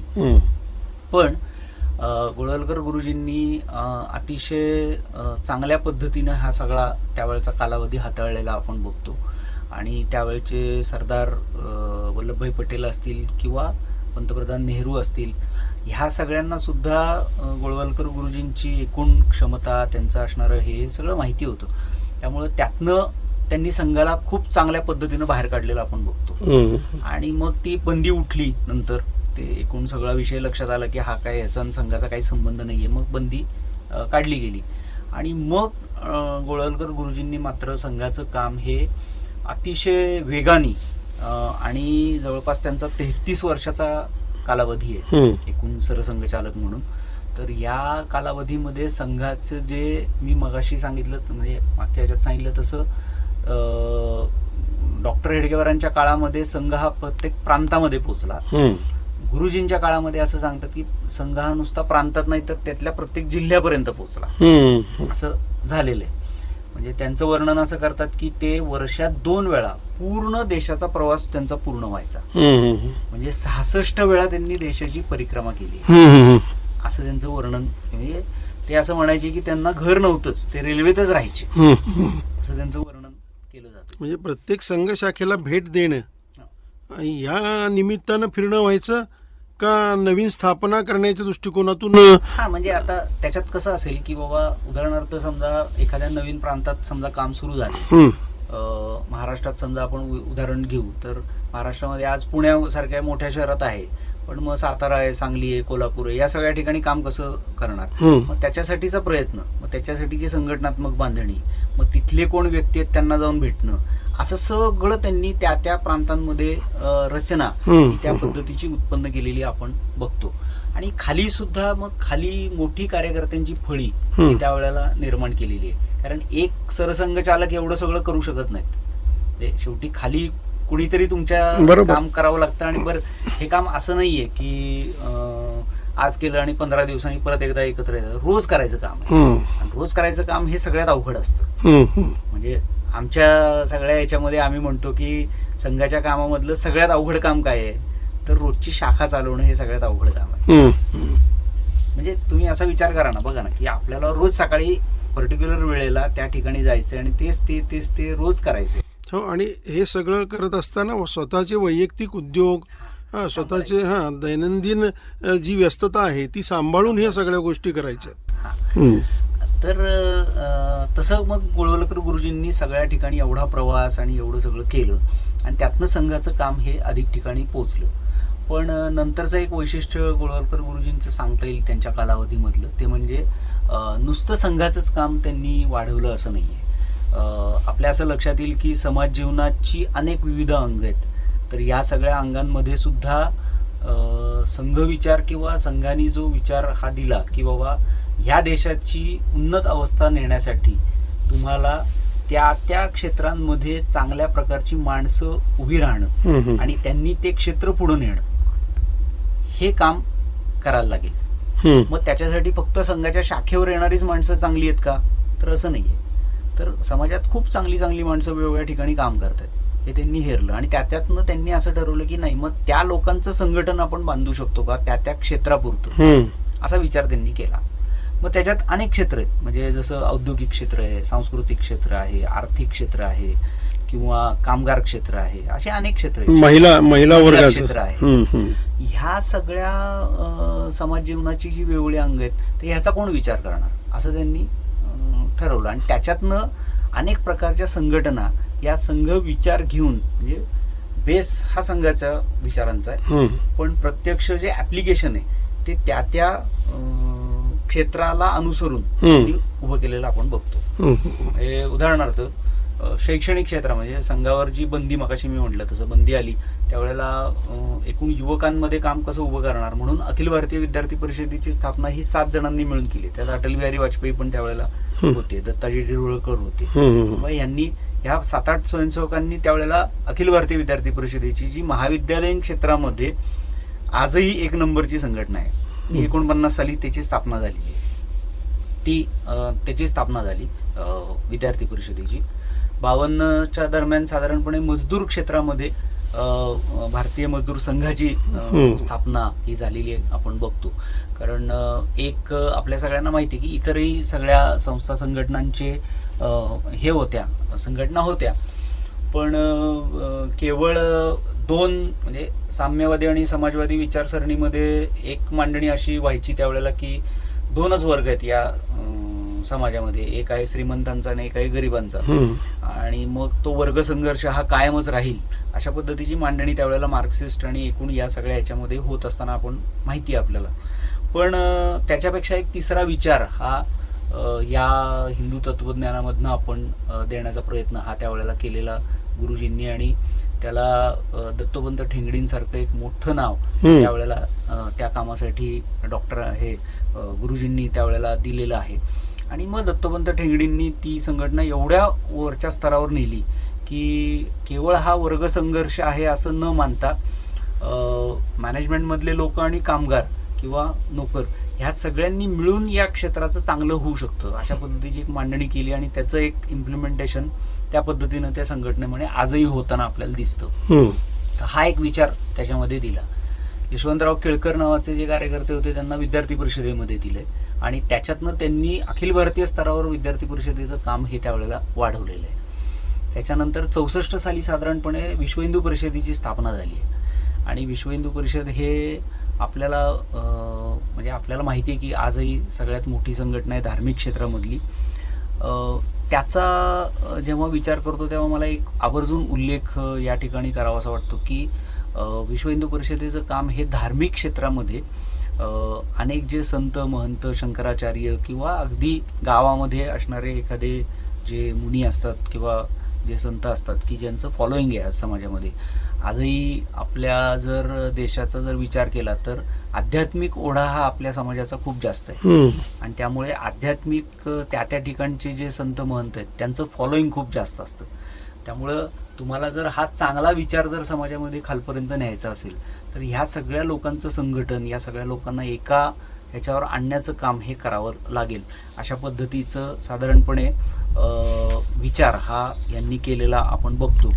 आणि या विचारामध्ये एक लक्षात असं येतं की ह्या सगळ्या ज्या शंकराचार्य असतील किंवा हे वेगवेगळ्या ह्याचे पंथ जे असतील तर ह्यांचं एकत्रित येणं असं त्यावेळेला व्हायचं नाही. म्हणजे एका समान पातळीवर आम्ही सगळे येणं हे एका अर्थाने त्यावेळेला चॅलेंज होता. कारण प्रत्येकाचा हा माझा आखाडा आहे, तो धर्मगुरू वेगळा, तो त्या वेगळ्या पंथाचा आहे, असं हे सगळं होतं. आणि ही सगळी एकत्र आणणं आणि त्यांना एका समान पातळीवर आणणं हे खूप मोठं चॅलेंज होतं. आणि ते चॅलेंज गोळवलकर गुरुजींनी हे त्यावेळेला आपण स्वीकारलं आणि ते घडवून आणलेलं बघतो. उडपीला विश्व हिंदू परिषदेचं एक अधिवेशन झालं आणि त्या उडपीच्या अधिवेशनामध्ये हे सगळे शंकराचार्य वेगवेगळ्या धर्मपीठांचे आणि त्याच्यानंतर वेगवेगळ्या महंत, त्यानंतर धर्मगुरू असे आपण म्हणू, तर या सगळ्यांना एका व्यासपीठावर त्यांनी आणलेलं आपण बघतो. आता ह्याच्यात दुसरा एक विचार हे करण्यामागचा काय आहे अशा पद्धतीचं, तर आपल्याला माहिती आहे की हिंदू धर्म जसा एका अर्थाने महान आहे तसे यातले काही वैगुण्य पण त्यावेळेला होते. म्हणजे ते स्वीकारायला आपल्याला काही हेच नाही की बाबा अगदी काही वाईट चालीरीती या आपल्यामध्ये ज्या घुसल्या, तर मागे मी जसं सांगितलं की जी आक्रमणं झाली त्या आक्रमणांमध्ये एका अर्थाने समाजामधली ही जी जातीयता होती ती अधिक उफाळून आलेली आपण बघतो. मग अस्पृश्याचा विषय होता तो समाजामध्ये खूप भिनला आणि मग जातीयता आजही आपण त्याच्या विरोधात लढतोय. पण अस्पृश्यतेसारखा विषय हा तेव्हापर्यंत जिवंत होता. म्हणजे असं म्हणतात, म्हणजे मी आत्ता खूप माझा नंतरचा जन्म आहे पण पूर्वीच्या काळामध्ये सांगतात की ग्रामीण भागामध्ये जर तुम्ही एखाद्या घरात गेलात तर त्या ठिकाणी समजा इतर समाजामधला कोणी माणूस असेल तर त्याच्यासाठीचा कप वेगळा ठेवला असायचा, नाही का. नाही, घरात एंट्री सुद्धा घेताना त्याच्यावर खूप बंधनं होती. त्यानं विशिष्ट अंतरावरूनच बोलायचं. त्याला खाण्यापिण्यासाठी ताटली वेगळी, त्याचं पाणी प्यायचं भांडं सुद्धा वेगळं, हे असे अनेक प्रकार झालेले होते. आणि हे एका अर्थाने आमच्यातलं वैगुण्य होतं आणि ते दूर केलं पाहिजे हे संघाने पहिल्या दिवसापासून ठरवले. आणि मग त्याच्यासाठी काय काय करता येईल, तर मग ते कोण सांगितल्यामुळे कमी होईल, तर ह्या धर्माचार्यांनी हे सांगितलं. म्हणजे संघ स्वयंसेवक म्हणून मी कोणाला तरी जाऊन सांगणं की अरे जरा घरातलं हे सगळं बंद कर बरं का, आणि एखाद्या धर्माचार्याने सांगणं, यात खूप फरक असतो. प्रत्यक्ष ते त्या ठिकाणी जाऊन जर काही करण्याचा प्रयत्न त्यांनी केला तर त्याचा इफेक्ट जास्त हे गुरुजींनी ओळखलं होतं. आणि मग या धर्मसंसदेमध्ये त्यावेळच्या 68 सालच्या त्यांनी एक सगळ्यांच्या मुखातून एक वदवून घेतलं की या सगळ्या याच्यामध्ये न हिंदू पतितो भवेत हिंदवा सदोरहा सर्वे असं त्यांनी म्हणले. म्हणजे काय, तर अस्पृश्यता ही मान्य नाही आम्हाला. आम्ही सगळे समान म्हणजे मनुष्य आहोत, एक समान आहोत. कुणी समान पातळीवर कुणी कोणाला छुआछूत हा आपल्यातनं घालवला पाहिजे अशा पद्धतीचं त्यांच्या तोंडून वधवून घेतलं त्यावेळेला एकत्र आणून. तर हा एक मोठा त्यावेळेचा माइलस्टोन असं आपण म्हणता येईल या सगळ्याच्यामध्ये. आणि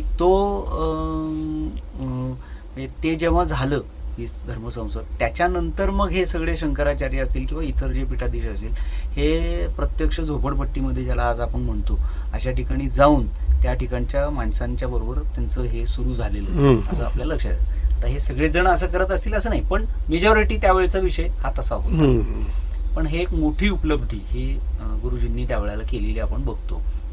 म्हणजे जेव्हा समग्र देशाचा जेव्हा आपण विचार करतो हम्म. तेव्हा नुसती संघ शाखा आणि नुसत्या संघ शाखेमधनं व्यक्ती निर्माण असं पण नाही, पण इतरही काही जे समाजामधले वैगुण्य आहेत त्याला उत्तर आपण कशा पद्धतीने देऊ शकतो, तर त्याचं हे एक उदाहरण हे आपल्या सगळ्यांच्या समोर हे दिसतं.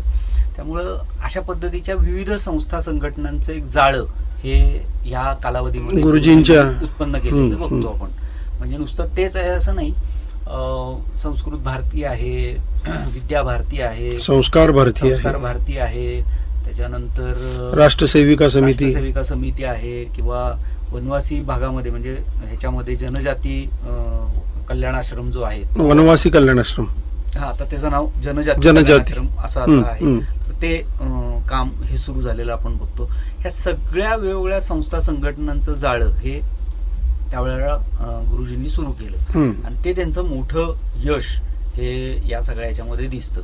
आणि संघ एका अर्थाने त्यानंतर एस्टॅब्लिश झालेला आपण बघतो देशभरामध्ये. हम्म, हम्म, हम्म. त्याची एक कार्यपद्धती ठरली, त्याची हायरार्की ठरली आणि त्याच्यातनं संघाची एक सिस्टीम म्हणून एक हम्म. बसली हम्म. असं आपण त्यावेळेला म्हणू शकतो. असा त्यांचा कालावधी.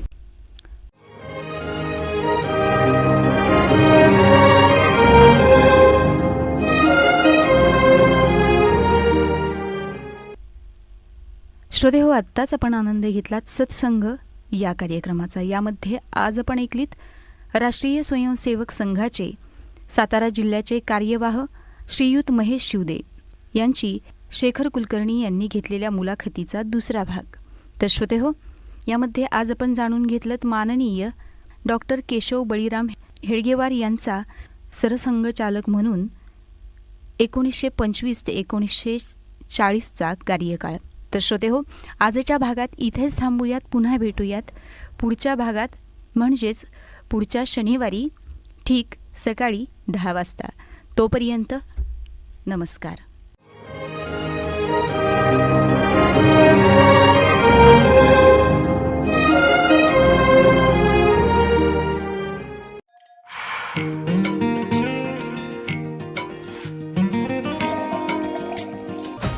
सणासुदीच्या आगमनाने पुलकित मांदियाळी, सोबत हिंदवीची साथ सदा सर्व काळी. आपण ही ऐका, इतरांनाही ऐकवा. हिंदवी रेडिओ 89.6 मैत्र जीवा.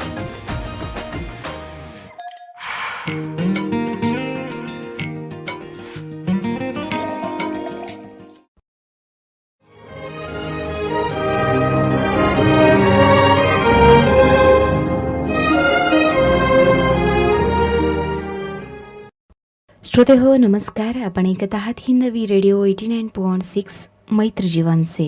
श्रोते हो, ऐकूयात सत्संग हा कार्यक्रम. राष्ट्रीय स्वयंसेवक संघ शताब्दी निमित्ताने हिंदवी रेडिओ 89.6 सादर करीत आहे सत्संग हा कार्यक्रम. राष्ट्रीय कर्तव्य, राष्ट्रभक्ती, राष्ट्रनिष्ठा अर्थात राष्ट्रप्रथम या सर्व विचारांची मूर्त संघटना म्हणजे राष्ट्रीय स्वयंसेवक संघ. समाज मनात संस्थेचा जडणघडणीविषयी, संस्थेच्या कार्यपद्धतीविषयी उत्सुकता, शंका, आक्षेप असे विविधंगी वैचारिक प्रवाह पाहावयास मिळतात. या सगळ्यांची उकल करून राष्ट्रीय स्वयंसेवक संघ समजून घेण्यासाठी आपण हा एक प्रयत्न करीत आहोत. तर श्रोते हो, यामध्ये आज ऐकूयात राष्ट्रीय स्वयंसेवक संघ साताऱ्याचे कार्यवाह श्रीयुत महेश शिवदे यांची शेखर कुलकर्णी यांनी घेतलेली मुलाखत. यामध्ये आज ऐकूयात या मुलाखतीचा तिसरा भाग. राष्ट्रीय स्वयंसेवक संघाचे तिसरे सरसंघचालक श्रीयुत बाळासाहेब देवरस यांच्या कार्यकाळातील संघ प्रवास आपण या मुलाखतीमध्ये जाणून घेणार आहोत.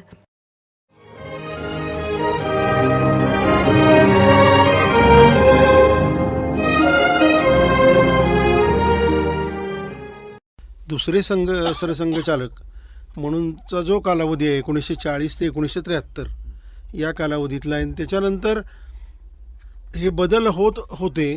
म्हणजे सामाजिक अभिसरणाची जशी प्रक्रिया होती तशी संघाच्या अभिसरणाची देखील त्या प्रक्रियेमधून तो संघ जात होता. आणि त्यामध्ये तिसरे सरसंघचालक म्हणून बाळासाहेब देवरस यांचा कार्यकाळ हा 1973 नंतरचा, तो अगदी 1995पर्यंत किंवा 94पर्यंतचा हा जो कालावधी आहे. तर त्यामध्ये नक्की मग कशा प्रकारचं कामकाज हे आणखीन भक्कम पाया करण्यासाठी किंवा आणखीन काही जाळं वाढवण्यासाठी म्हणून कशा पद्धतीनं झाला? ह्यात मी सांगेन की 2 प्रकारच्या गोष्टी या संघाने कायम पाळल्या. एक म्हणजे संघ हा आजपर्यंत कधी राजकारणामध्ये पडला नाही. बीजेपी हे जरी संघाच्या ह्याच्यामधनं काम करत असलं, ती एक जशा वेगवेगळ्या संघटना म्हणतोय आपण तसं त्याच्यामध्ये एक राजकीय संदर्भातल्या सगळ्या घडामोडी ज्या काय असतील त्या भारतीय जनता पार्टीच्या माध्यमातून करायच्या असं त्यांनी ठरवून दिलं होतं. पण संघ प्रत्यक्षामध्ये त्यात उतरणार नाही ते त्यांनी पहिल्यापासून क्लिअर किंवा त्याची एक जी सीमारेषा घालून दिलेली आहे ती आजही संघ पाळतोय. आणि त्याचा फायदा हा एका अर्थाने संघाच्या वाढीला झाला असं मला वैयक्तिक तरी वाटतं. कारण बऱ्याच वेळा आपल्या असं लक्षात येतं की तुम्ही बघा की काहीतरी सुरुवात करतात लोक आणि एंड त्याचा राजकारणामध्ये कुठेतरी होतो आणि मग तिथं तो घसरतो आणि त्याच्यातनं ते त्याची काय म्हणतात एकूण काम हे सगळं संपतं. अशा पद्धतीचा एकूण बाहेर इतिहास आपण बघतो अनेक वेळा.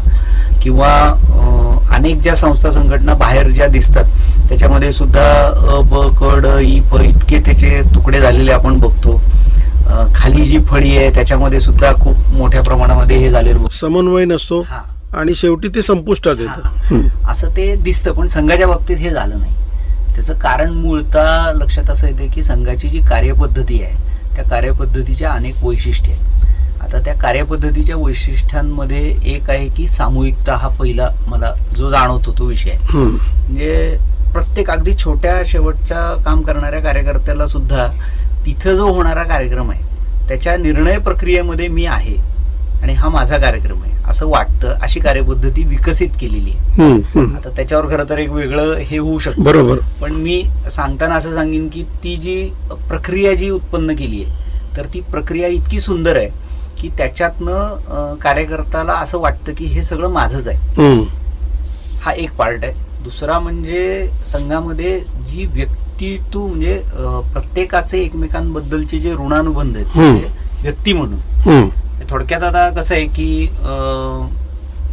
प्रचारक सिस्टम मगाशी मी म्हटलं तशी आपल्याकडे सुरू झाली. प्रचारक येतात आणि संघटनेचं काम वाढवतात. म्हणजे काय तर नवीन नवीन व्यक्ती संघामध्ये जोडतात. प्रचारकही करतात स्वयंसेवकही करतात. पण मग तो जोडत असतानाची जी प्रक्रिया आहे ती प्रक्रिया काय आहे तर मी तुमच्या घरी येणं, वारंवार तुम्हाला भेट देणं, त्या सगळ्या विषयामध्ये तुमच्याबरोबर संवाद साधणं आणि त्या संवादामधून तुमच्याशी एक आपलेपणाचा भाव हा तुमच्याबरोबर जो उत्पन्न होतो तर त्या आपलेपणाच्या भावामधनं तुम्ही संघटनेला ती व्यक्ती जोडता. बरोबर. आणि तुमच्यामधले जे चांगले गुण आहेत त्या चांगल्या गुणांचा उपयोग हा संघटना वाढीसाठी केला जातो. अशी साधी सोपी पद्धत आहे आणि ती साधी सोपी पद्धत ही कायमस्वरूपी फॉलो केली गेली. आणि त्याच्यातलं महत्वाचं म्हणजे तू हे काम करत असताना कुठल्याही प्रकारचं आमिष त्याला दिलेलं नाही की बाहेर आपल्याला दिसतं की बाबा तू असं असं काम करतं तुला हे कॉन्ट्रॅक्ट मिळवून देतो, तू असं असं काम करतं तुला अमुक अमुक करतो. ह्यातली कुठलीही गोष्ट ही तिथं झालेली आपण कुठेच बघत नाही. तशा प्रकारची कमिटमेंट नाही. म्हणजे पूजनीय मोहनजी भागवत तर भाषणांमधूनच अनेक वेळा त्यांचा तो व्हिडिओ पण सगळीकडे व्हायरल आहे की आप संघ में आओगे तो आपको क्या मिलेगा, तो आपको कुछ नहीं मिलेगा. ते डायरेक्ट वरनच सांगतात. उलटा आपको ही देना पडेगा असं एक वाक्य आहे त्यांचं. तर हे जे कार्यपद्धती उत्पन्न केली की ज्या ज्या ठिकाणी काही मिळण्याचे चान्सेस आहेत तिथं डायरेक्टली संघ इन्व्हॉल्व नाही झाला किंवा त्यांनी स्वतःचं एक वेगळं हे ठेवलं. त्याच्यामुळे ह्या सगळ्या गोष्टींपासून आपण दूर राहिलेलो आपण बघतो. आणि ह्या कार्यपद्धतीमुळे एक प्रकारचा ज्याला आपण म्हणू की एक फोर्स असा समाजामध्ये उभा राहिला की जो फोर्स असा आहे की ज्याच्याकडे कुठल्याही प्रकारचं तुम्ही असं आमिष देणं किंवा याच्यासाठी म्हणून तुम्ही असं करा, तुमच्या मूळ तत्वामध्ये काही बदल करा असं जे म्हणलं जातं तर त्याच्यामध्ये संघ कुठेही कधी अडकलेला आपण बघत नाही. विशेषतः पॉलिटिक्स मध्ये संघ न गेल्यामुळे तो फायदा संघाच्या कामाला आणि वाढीला कायम राहिला. कारण तुम्ही जर एक बघितलं तर समाजामधली जी माणसांचं आपण संघटन करायचं म्हणतो तर सगळ्यांना पॉलिटिक्समध्ये अजिबात इंटरेस्ट नसतो. अगदी बरोबर. खूप कमी लोक असतात ज्यांना ह्या सगळ्या याच्यामध्ये शांतपणे मी माझं आयुष्य चांगलं जगतो आहे आणि त्याच्यामध्ये काही सत्कर्माचे काही विषय करावेत, अशी एकूण आपल्या समाजामधल्या सामान्य माणसाची एक धारणा असते. बरोबर. मग तो ते सत्कर्म कुठं करतो तर बाबा काही जण देवळात जाऊन करतील, काही जण दान करतील, काही जण जेवण घालतील, काही आणखीन काही करतील. ही आपल्याकडची कन्सेप्ट आहे साधारण हिंदू समाजातली. तर त्याच्यातलाच अजून एक पार्ट की बाबा संघाचं काम कर, हे रुजवलं गेलं आणि त्याच्यातनं माणसं जोडली गेली आणि त्यातनं संघटना वाढलेली आपण बघतो. बाळासाहेबांचं त्याच्यामध्ये असणार नाही, हे मी का सांगितलं तर हे कार्यपद्धती म्हणून ही अशी असल्यामुळे एक संघाचा जो काही एकूण वाढ जी होती, एक संघाचं सगळीकडे जे नुसतं भारतातच असं नाही तर बाहेर सुद्धा वाढ ही त्यानंतर हळूहळू सगळीकडे सुरू झाली. तर ह्यांच्या आधारावर, या कार्यकर्त्यांचा जो काही एक एवढा मोठा आधारावर मग संघाने जे बाळासाहेब देवरसांचा जो कालावधी राहिलाय तर त्या कालावधीमध्ये मला आवर्जून उल्लेख करावा असा वाटेल की संघटना तर वाढत होतीच, पण बरोबरीनं अनेक प्रकारच्या सामाजिक प्रश्नांना संघाने त्यावेळेला हात घालून त्या प्रश्नांना आयदर स्वतः तरी किंवा काही माध्यमांमधनं तरी उत्तर शोधण्याचा किंवा त्याच्यामधली एक समाज मन तयार कसं करता येईल ह्याच्यासाठीचा प्रयत्न केलेला आपण बघतो.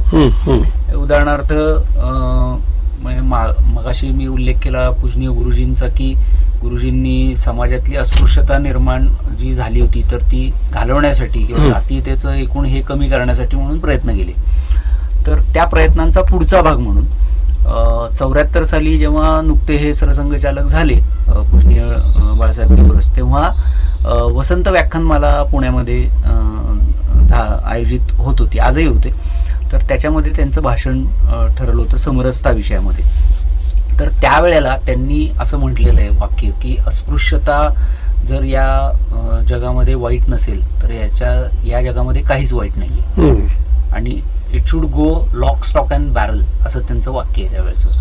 आता हे वाक्य जेव्हा त्यांनी म्हटलं तर ती खरं तर पूजनीय सरसंघचालक कुठलेही असो हे संघासाठी आणि समाजासाठी सुद्धा एक दिशा देणारं एक हे असतं, वक्तव्य असतात त्यांची. तर त्या दिशेला घेऊन संघाने मग ह्या विषयामध्ये समरसता या विषयामध्ये काम करायचं ठरवलं. कारण आजही पूर्णपणे हा सगळा विषय किंवा जातीय मतभेद किंवा जातीय भेद हे संपलेत असं मी म्हणणार नाही, पण त्याच्यासाठीचं जे काम करतोय आपण, म्हणजे संघ जो काम करतोय तो तेव्हापासनं खूप म्हणजे आधीपासूनच हे करतोय. एक त्याला सोल्युशन काढण्याचा प्रयत्न केलाय तो सगळा कार्यपद्धतीमधनं केलाय. मी मगाशी जे संघाच्या शाखेचं वर्णन केलं की तुम्ही तिथं आलात की तुमच्या डोक्यातनं बाकी सगळे विषय बाजूला पडतात आणि तुम्ही म्हणजे अनेक वेळा मी तुम्हाला अगदी खरं सांगेन की मी सुद्धा जे काम करतो आज इथे किंवा आम्ही सगळे करतो तर अनेक वेळा हा अमुक ह्या जातीचा आहे आणि हा या जातीचा आहे असं आम्हाला माहितीच नसतं. खूप कधीतरी काही रेफरन्स निघाला आणि त्याच्याकडची काहीतरी हे कळली तरच आम्हाला कळतं की अरे हा या ह्याच्यातला. अदरवाईज संघाच्या एकूण कामामध्ये आम्ही कधी त्याचा उल्लेख पण करत नाही आणि त्याचा विषय पण येत नाही. इतकं ते कार्यपद्धतीमुळे हा विषय खूप छान पद्धतीनं इथं होतो. पण फक्त संघाच्या शाखेमध्ये येणाऱ्या कार्यकर्त्यांमध्येच हे रुजवून चालेल का? बरोबर, सगळीकडे गेलं पाहिजे.